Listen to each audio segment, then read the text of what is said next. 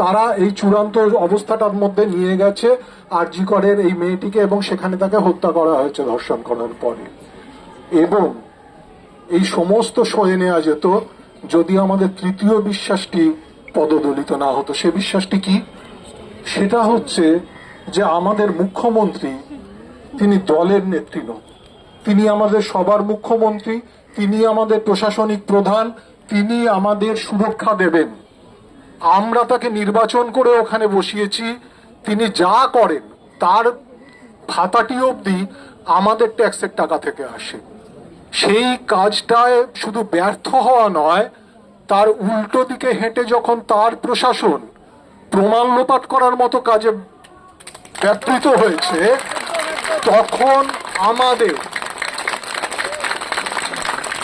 আমরা we the people of India তখন আমাদের